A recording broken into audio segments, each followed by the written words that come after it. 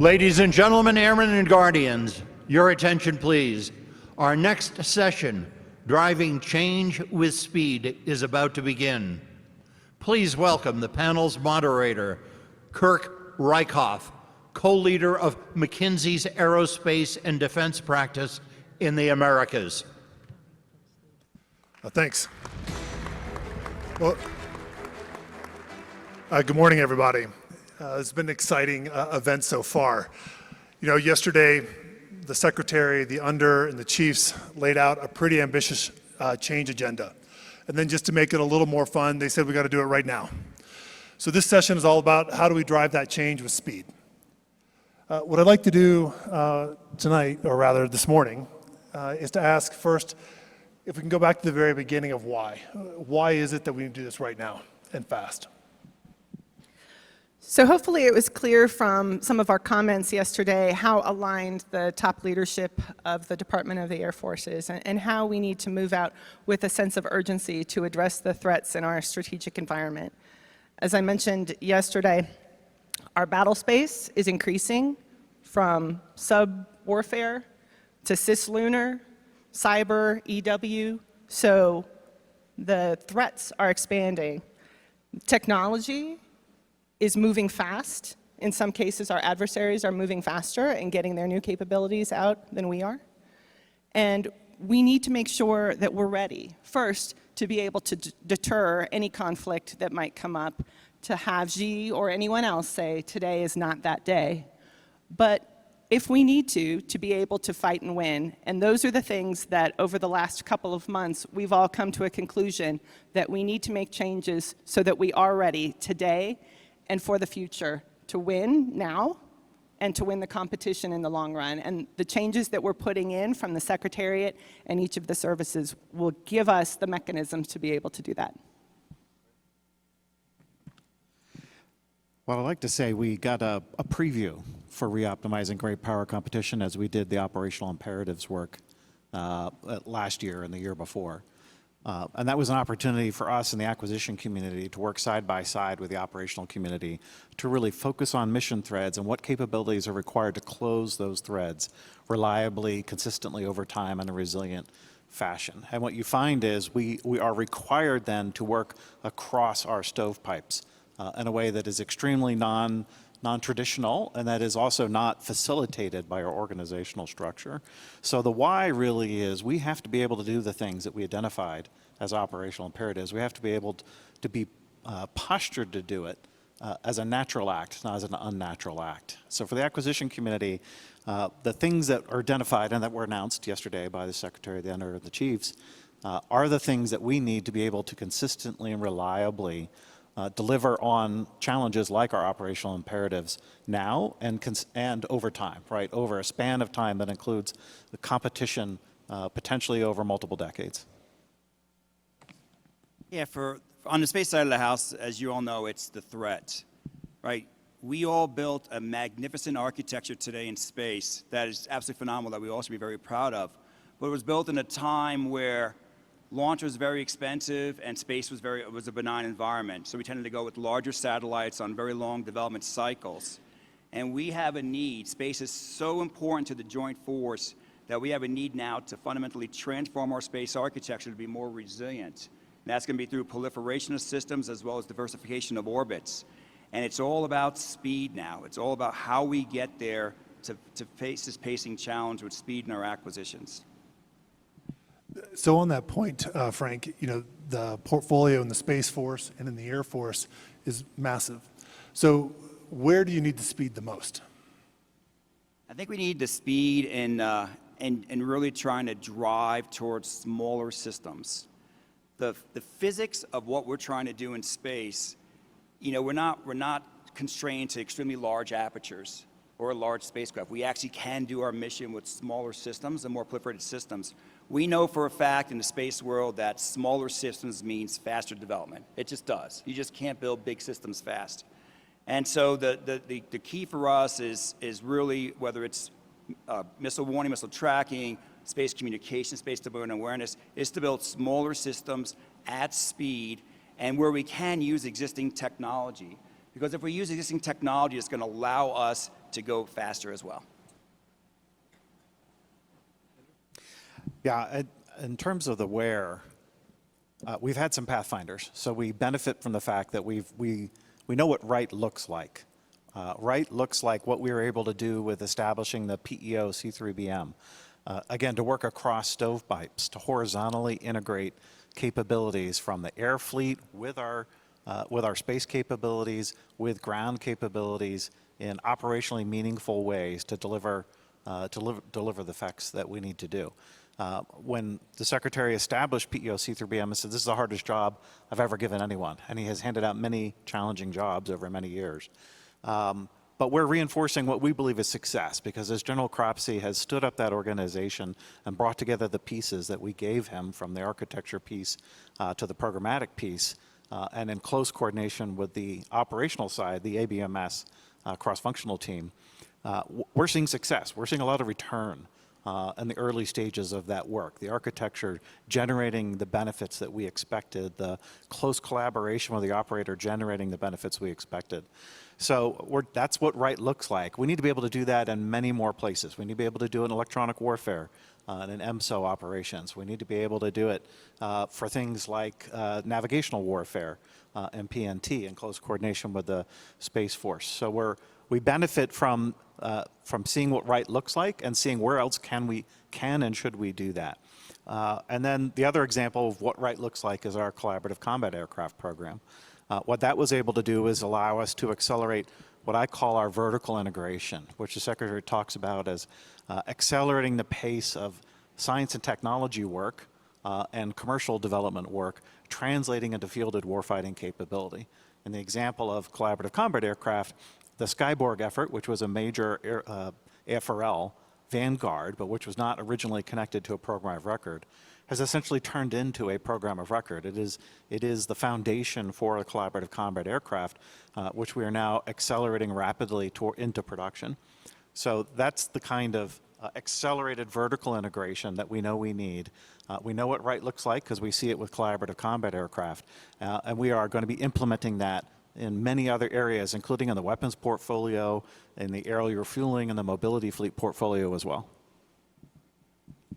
I was just going to say, if there's a couple of things to take away from what we're doing, one of the key things is what Andrew just mentioned, that integration. Integration across platforms, across our commands, the integration to close our long-range kill chains, the integration with industry, with our partners and allies. A lot of the changes that we're making in standing up the new organizations from the Secretariat and each of the services are to allow us to have that integration deliberately up front so that we deliver the capabilities that we need. So the need for speed and the need to change, at some level, it's not really new, right? We've known about this for a while. So what's different this time? So I'll start out with the fact that, as I mentioned yesterday, we have incredible alignment on the strategic environment from the National Security Strategy, National Defense Strategy, our joint warfighting concepts, and the alignment of our senior leaders. We spent a lot of time talking about the changes that we needed to make, and we got agreement on every one of the changes that we announced yesterday from all of our 4-stars, all of our deputy chiefs of staff who were involved in the process. So I think the alignment is really one of the things that is going to help us to be successful. I also think that everybody is very aware that we have a real threat in a way that we haven't had in the past couple decades. We were able to handle our counter-VEO contingencies. We need to make sure that we're ready for whatever is coming ahead, and the change that we're seeing in our adversaries that are laser-focused on us helps us all to have that alignment and understand what's really at stake. It's a really good question and something that we have to think hard about, right? Because change is hard. And you won't necessarily deliver the outcome you're going for unless you're very focused and clear and disciplined in going to enact it. I believe in this case we are very clear and focused and disciplined because we understand the pacing challenge. That's what we're organizing to address. It was in the title of the initiative. So I think we're very focused on what it is we have to achieve. That is, I think, somewhat different, right? So when we talk about driving change with speed, yes, but it's a specific kind of change. It's specific capabilities we know we need to enable and we need to field, and we're going to be focused and disciplined in that. I also think we've really we've demonstrated that we understand how to execute the close partnership between the operational community and the acquisition community, which actually delivers change with speed in a way that is not easy to do and has been tried and not always succeeded, but we've demonstrated it with operational imperatives, and now we're taking that next step to make it more broad and universal. And then lastly, I would say is we've done a lot of great work, and much of it predates me, so the credit goes to the incredible people in our organizations in AFMC and in AQ and in my predecessors at laying the foundation with industry on foundational architectures, technical architectures, such as our Advanced Mission Systems Government Reference Architecture, which really provide an engineering, a systems engineering and engineering foundation for rapid change of capabilities and rapid evolution of capabilities. And that's been a big success. Again, that's something we've demonstrated. We are establishing and building out and making more robust a broader swath of those architectures to help us drive change with speed. Yeah, I would say, you know, if I look at the Space Force was formed because of great power competition. And positions like mine and the Space Force, I mean, were formed to go fast. I mean, that is the goal. The threat is too great. Space is so important, not only to the Joint Force, but to the country.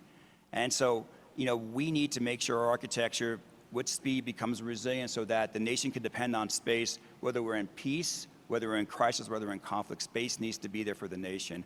And that's really the sense of urgency that's out there. Fantastic. You know, you've mentioned earlier, Andrew, some of the successes you've had of going fast. And I was just wondering, what are some of the lessons learned from the places where you've seen this working? If you could talk about that. Well, I know I keep saying it, but it is the most important lesson, which is the criticality of marrying up the operational perspective, but really the expertise, the understanding of the operational problem with the acquisition community that understands technically how can those problems be addressed by technology, and what is the level of maturity of that technology, and what is the scope of the effort required to deliver it. So it's that just dialogue. Neither one is really able to do that on its own. Because it's just the acquirers looking at the acquisition end of the problem, the technical end of the problem, we can end in a completely non-viable operational implementation of the technology. If the operators just look at it from an operational perspective, they could ask us to build something that's unbuildable, right, or is just not deliverable within the time frame they want. So it's that continuous and close cooperation between the two. That has been the strongest lesson learned, and I would say is the principal reason beyond everything else. Much as I love my foundational architectures and some of our new contracting approaches, which are really phenomenal, beyond all of that, what has made the rapid progress we've made on collaborative combat aircraft possible has been the partnership between AFMC and ACC and the discipline and focusing on the most urgent requirements and working closely with industry to understand their understanding of what's viable. So close cooperation with industry as well to make the rapid progress. So we know for a fact that building small lets you go fast in space acquisition. But the other part of that equation really is execution. And what I mean by program execution, it's delivering a program that works on cost and on schedule. Just slipping schedules out or overrunning programs just hurts our ability to go fast. And so we, as all space acquisition professionals that are here in the room, our job really is to set that upfront act strategy up properly, make sure we put under contract a program that has realistic cost, realistic schedule, with the industry partner that has the skills to execute the program, and then once under contract, manage the hell out of it, right? Acquisition is a full-time contact sport. I mean, we need to be involved on a daily basis, making sure we're delivering on cost and schedule. But our key for our success for speed is not just building smaller, it's actually delivering to plan and delivering on schedule. So before this job, I've been involved in business systems for a long time, and I think the things that we're seeing in efforts like CCA and C3BM are just as relevant there, that if we come up with a requirement and throw it over the fence, we're likely to not get the outcome that we want. So I think that partnership through the entire end-to-end business process is very important, and that's highlighted by the things that we're doing also in the operational area. Where I think we're continuing to learn more, there's more we can do, is our partnership with industry along the way as well. Some of the things that we are doing with CCA for risk reduction and getting a lot of different perspectives I think are great. Also our commercial space activities. So I think continuing to bring in that perspective as well as our operators will help us to be more effective in the long run. Yeah, let me comment on that for a second though, because I agree with you completely. But we need help from industry, right? The culture of low bidding has to end. We really need your support, and when we ask for an RFP, whether it's aerospace, that we get back a realistic program, realistic in terms of schedule, realistic in terms of cost. Don't bid to win and think we're going to fix it later. We don't have the dollars to fix broken programs later. We have a track record across the Department of Defense for the last 40, 50 years of awarding unrealistic cost and schedule and then fixing it later. We can't do that anymore. We have to be awarding executable programs, and we need industry's help in doing that.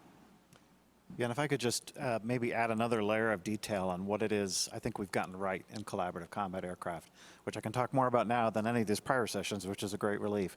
But you know, it's out there now that we have the 5 vendors that we're working with. And when I say working with, right, that is a daily engagement. If you think of classic acquisition, right, okay, we have a very formal requirement that is, you know, ratified all the way up to the chairman of the Joint Chiefs of Staff, and then is some semi-inviolate or inviolable going forward once that's happened.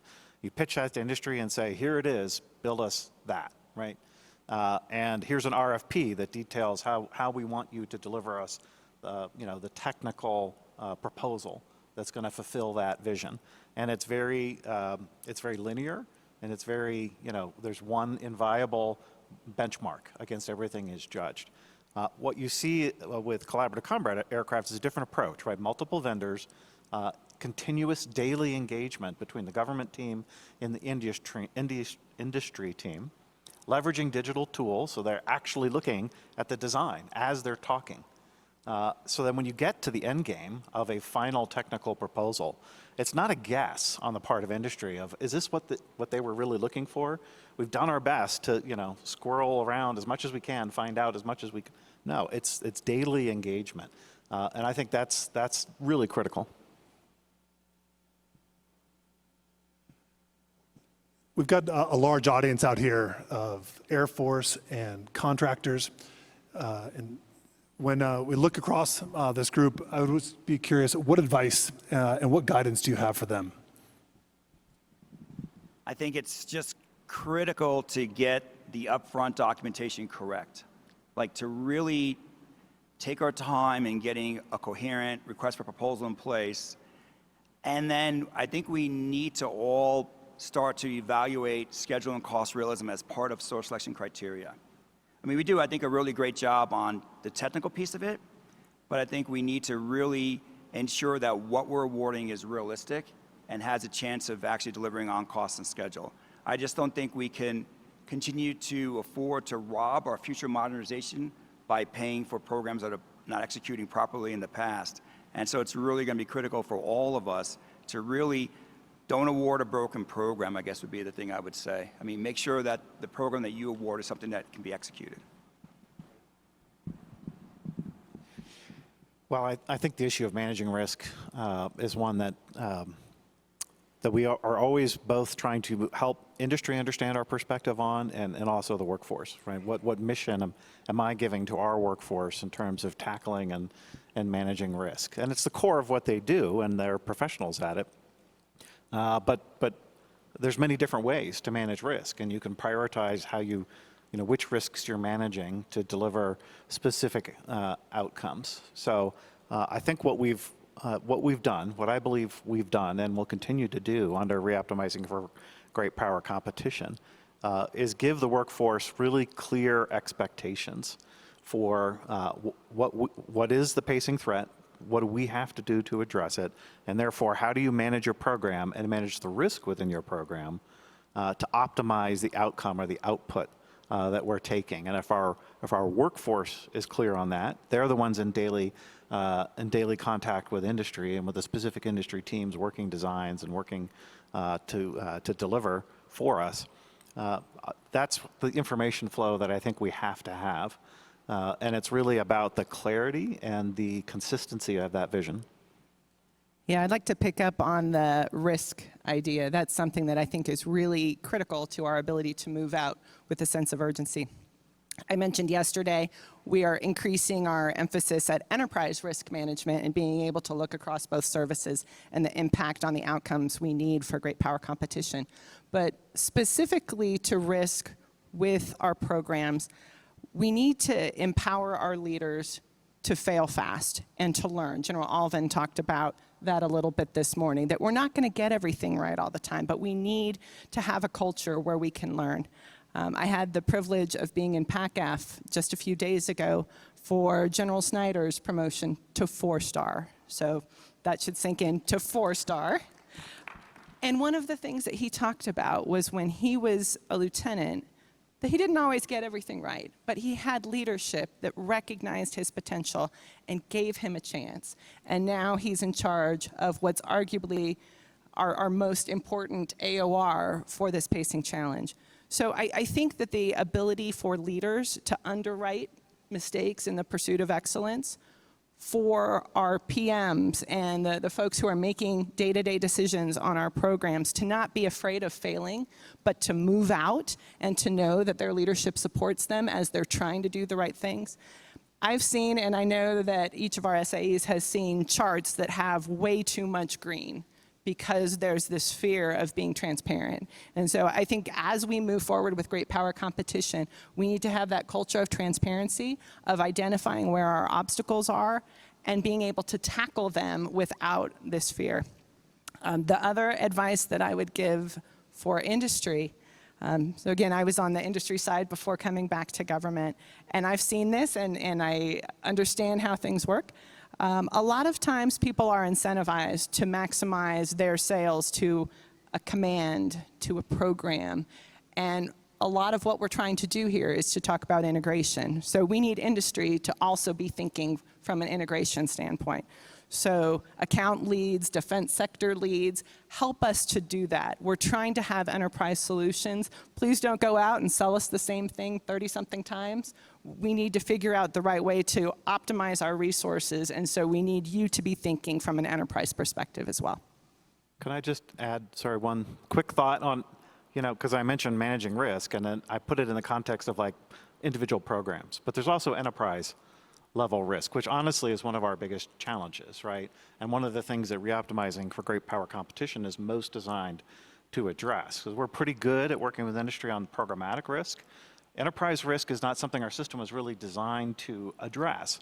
And so we've addressed that, or we're working on that. We're creating, on the acquisition side, system centers with the technical expertise to understand emerging risk and roadmap how to get after it and well into the future and respond rapidly to things that catch us.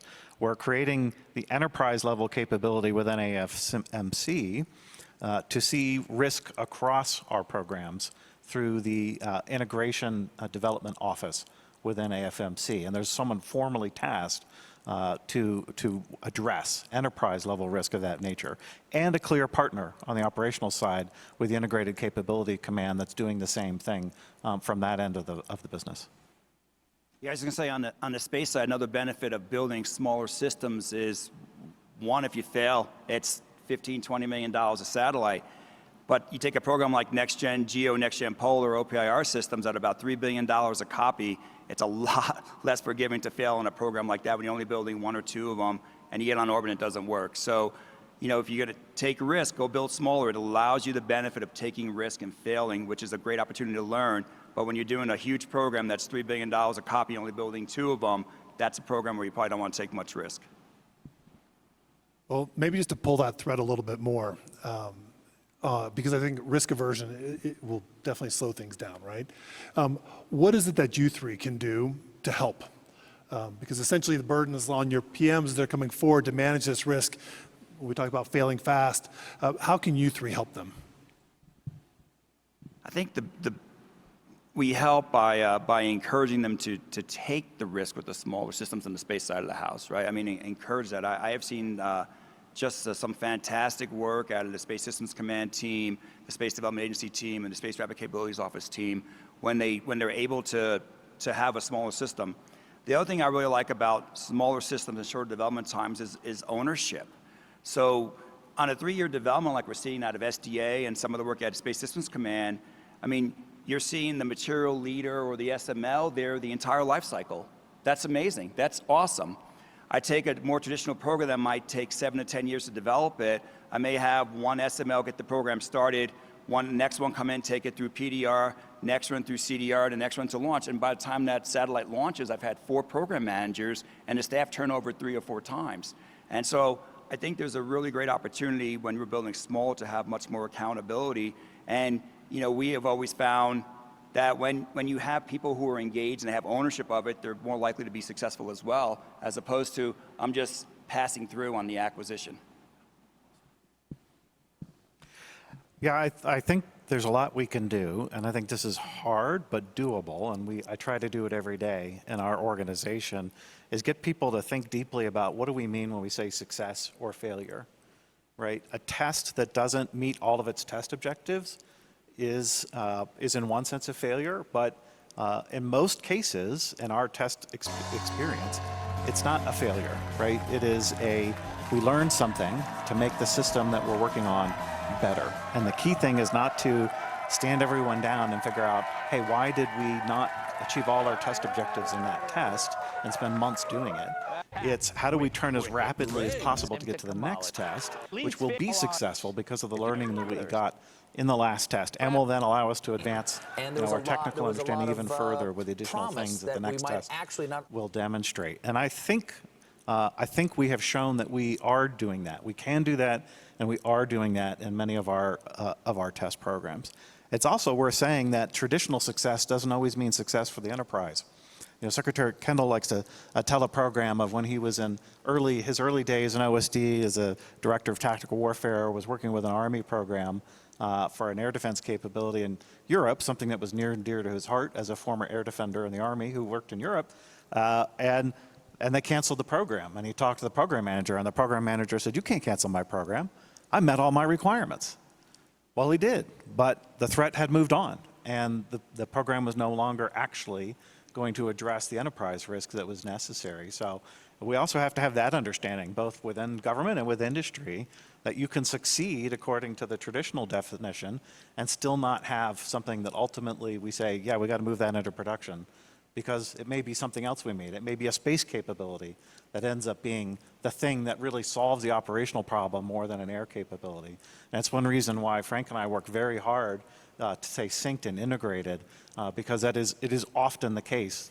First of all, our capabilities don't work without each other, and it's often the case that the real answer will lie on the other side of the fence. I think a lot of what we're doing here and what we need to continue to do is institutionalize the mechanisms to get the outcomes that we want, whether that's in these more integrated centers and being able to specialize more in a particular area, let's say in nuclear capabilities, or getting the training that we need so that people understand how to manage risk and how to work with industry and those kinds of things. Those are what we need to do so that as leadership changes, that we continue to have the right momentum moving forward. And I know Frank in particular has spent a decent amount of time documenting in his memos some of the things that he's expecting so that what he's asking for of the workforce now will continue to live on. Well, I just want to say thank you all for this. As we close out this last session, we've got Space Force and Air Force here. I would just love closing thoughts from you. So one thing that I wanted to highlight, I'm wearing 2 hats right now, the undersecretary role and the FM role, and key to both of those is our budget and our audit.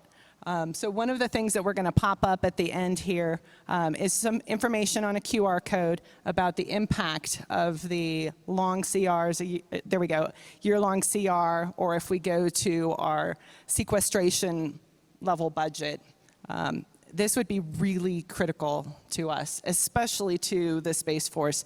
The FRA levels, if we exclude any negative impacts to our Guardians, impact us by about a 17% reduction to what we were planning. It's really sizable and would be catastrophic. So I'd ask all of you to help us to amplify that message that we need to get Congress to act. We're already months into 24, and the longer we wait, the further we're falling behind. China isn't dealing with this kind of delay, so please help us in that. The second thing that I would say, again, kind of from both my FM and undersecretary hats, is the importance of our financial statement audit. For any of our big primes in the room, we know you're all auditable, otherwise we wouldn't be doing work with you. But many of you are holding on our government equipment, our operating materials and supplies. So just a few days ago, the Secretary sent a note out to our biggest primes. You may have seen it already, but if not, please ask for it, that stresses the importance of you helping us to maintain the accountability of that equipment that's in your hands and being open to the auditors when they're asking for that information. So I just wanted to stress that. I don't know who else will make those pitches, but I just wanted to say thank you for your partnership. We're making lots of progress on the audit. In fact, we're currently in the rankings first of those organizations that don't currently have an audit within the DoD. So that's tremendous progress, but we need your help to keep moving. Well, hearty endorse on the need for the FY24 budget and for support as we do FY25 and start to kick off the FY26 process as well. Certainly, the Secretary articulated, we've been fortunate. We were able to get after things like collaborative combat aircraft and C3 battle management because we had 23 funds that, and so our being under continuing resolution allowed us to continue to operate, but we really can't take that leap forward, right? That acceleration that we're going after without the 24 budget request. It's still an essential element. And then there are many other efforts beyond CCA and C3BM that are awaiting FY24 because they're in the New START category. And I very much agree that I have to have the capabilities that Frank is generating using the FY24 budget funds that the Space Force has requested for the things that I'm doing to succeed and ultimately meet their purpose. The one other thing that I really wanted to make sure I mentioned, because it's so critical and has been such a focus of reoptimizing for great power competition, is also our focus on the nuclear enterprise. Probably the most risk intolerant part of our business, right? Because operational risk is completely unacceptable in terms of having to be able to meet the national strategic requirement, and because we're undertaking such a massive modernization program. And so the efforts to enhance our focus on the nuclear enterprise, to elevate the nuclear, what's today the Nuclear Weapons Center will be the Nuclear Systems Center in importance and in its authority and its role to coordinate and make sure that we're able to deliver the nuclear modernization and integrate it into a integrated nuclear enterprise, really significant, and the role of a nuclear material manager who ensures that all of these things, including NC3, really work together. It's a massive part of our reoptimizing for great power competition. I think it doesn't get maybe all the attention, but I think it's one of the most important things that we have. Yeah, let me start by saying just how impressed I am with the space acquisition workforce that's out there. The amazing folks at Space Systems Command, Space RCO, Space Development Agency, and SAF-SQ are just phenomenal and are making just amazing progress and making our architecture more resilient, so thank you. Our job is tough, and I want to touch upon the really great comments the Under and Andrew made about integration. Space is the great enabler for the joint force. So we get to play two hats. It's not enough that we deliver our programs on cost and schedule as acquisition and program managers. We have to all be system engineers. We have to make sure that our programs that we're doing tie in and integrate with other space programs that are going on, other ground programs going on, and then other programs throughout the Air Force and potentially even the Navy and the Army. So we have to play an integration role and a system engineering role on top of our acquisition role. And so far that's been going great, but we need to continue to focus on that as well. Well, thank you all very much. Have a great conference.